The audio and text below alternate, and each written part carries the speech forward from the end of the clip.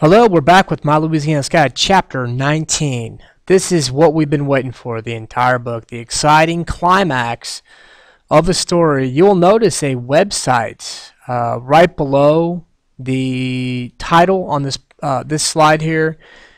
If you want to click on that after this chapter reading, that might be the best idea. Otherwise, you might get a little preview that you don't want to hear about, but we'll discuss it after the chapter is over. It is a historical event that happened in 1957 that is happening right now in this story. This is a historical fiction book, and once again, the author, Kimberly Willis Holt, is putting Tiger and her family inside this real event that actually did happen in 1957. So let's get on. Chapter 19. By the time I reached home, the wind's whisper turned into a howl, the trees danced faster, and the rain started to pour from the sky. Magnolia stood on the porch, holding the screen door open. Her hair had blown out of its bun, and her eyes were open wide, making her look wild. "Child, where's your mama? Isn't she with you?" She shook her head. "When that wind started blowing, she done took off like a streak of lightning. She said, I gotta go get my baby before the wind blow her away. You ain't crossed paths yet?" The shortcut. I reeled around and took off toward the woods. Magnolia hollered something after me, but the wind just kept swallowing her words. I kept running, Mama's voice drumming in my ears. "I gotta get my baby." Mama had gone after me, like Miss Astor searching for Pansy.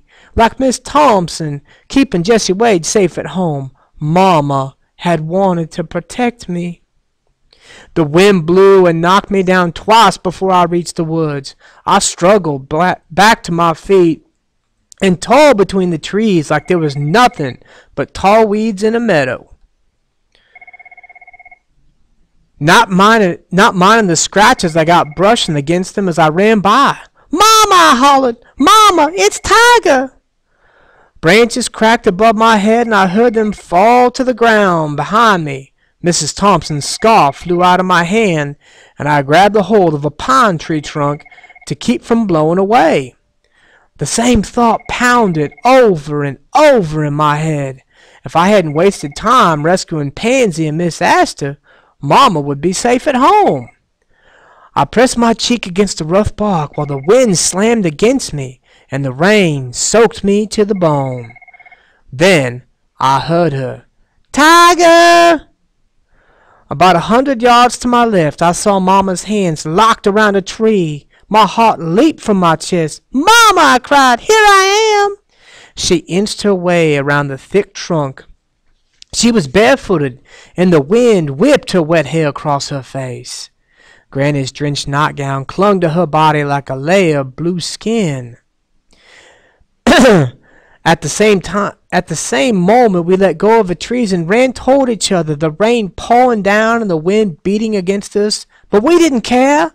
We just kept running, and when we met, we clung to each other as tight as sturdy as those pines.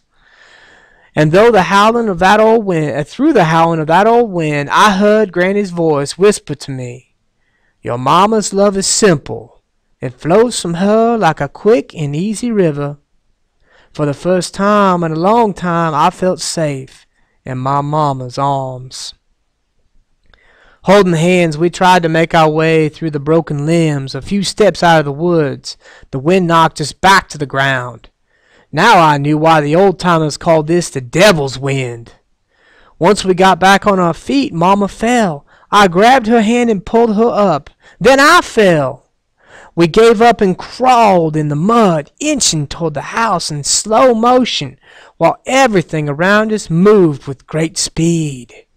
The wind picked up a piece of tin from our chicken house's roof and hurled it toward us. We huddled together with our hands over our heads until we heard a crash to the ground, inches from our feet. Then we started to crawl again. I was glad I wore blue jeans, but I felt sorry for Mama's poor knees. Her nightgown stayed scrunched up at her waist, and those knees were being scraped raw.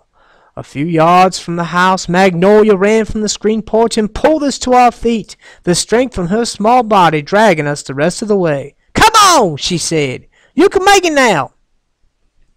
We arrived safely inside, baby chicks scattered about the house. "Oh, Lord," Magnolia said. "Those chicks was in a box. Cat must have knocked them over." I raced after a chick that was heading toward the kitchen. "Why are they in the house?" "Well, the wind done knocked over the chicken yard gate, so Miss Corina put them inside."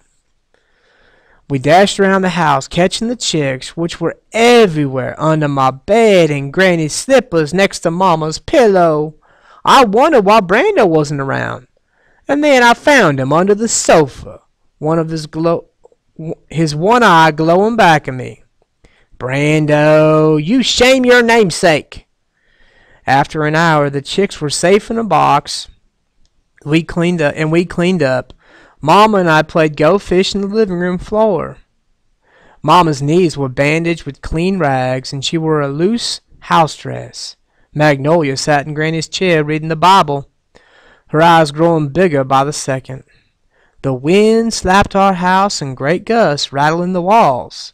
I couldn't help but tremble. As I paired up 7 of hearts with the 7 of diamonds, I worried about Daddy at the Thompsons. I hoped he was safe inside the house. He seemed so convinced that he should protect those Louisiana Lady Camellias because he'd given Mr. Thompson his word. Magnolia sighed. "Oh, this wind is something awful. If I didn't believe in the good book, I'd think." Mama ran over to a window, parted the curtains, and pressed her face against the glass. "The wind just plucked our tree out of the ground, and it's heading toward the Thompsons." For the first time since she arrived, Magnolia spoke crossly to Mama. "Come away from that window, Corina." Mama obeyed, but 5 minutes later she returned and gave us another update. "Whoops! There went another one of them China trees. Get back!" Magnolia snapped, stomping her foot. Mama settled back onto her pedal on the floor, but she kept the drapes apart.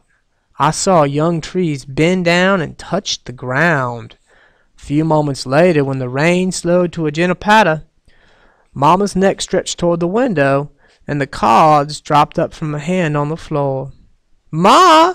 She slipped from her mouth into a whisper, and suddenly she tore out the front door. I heard her feet thump against the porch slabs before I could even stand. Magnolia dropped her Bible. "In the name of heaven!" I raced out the door after Mama, but Magnolia's strong grip on held my arm, and her fingernails pierced my skin. I stood there on the porch helpless, watching Mama try to grab Granny's bonnet that had blown off the clothesline. Mama's dress filled with the air like a parachute, and her arms reached for the swirling bonnet. Pine needles and oak leaves whirled around her bare feet. "I should have taken those bonnets off the line," I cried. "I shouldn't have left them out there." A gust of wind knocked Mama over, but she jumped back up, trying to grasp onto the bonnet that was spinning just inches from her. Suddenly, the wind stopped blowing and howling as if someone had flipped off a switch. And just as the world hushed, that bonnet drifted right into Mama's outstretched arms. She held the bonnet to her chest and turned around, smiling. At that minute, there was no doubt in my mind that Mama was seeing Granny as clear as I heard Granny's voice earlier in the woods. "Well, I'll be," Magnolia said, releasing her tight hold on my arm. Then Davy drove up, and the pickup jumped out and rushed to Mama's side. His face was wrinkled with worry, but Mama just kissed him on the lips like he was Marlon Brando. I ran up to them and joined their circle. "We better get inside," Daddy said. "The wind's gonna head back this way." Together we walked back to the house, Daddy's arms surrounding our shoulders, Mama holding on to Granny's bonnet to her chest. A warmth swept over me, mightier than any devil's wind could blow. And despite all the pulled-up trees and broken branches on the ground, I felt my head and my heart clear.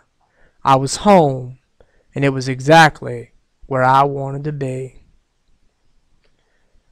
We're going to go ahead and stop there for chapter 19. How about that scene? With everything that goes on there.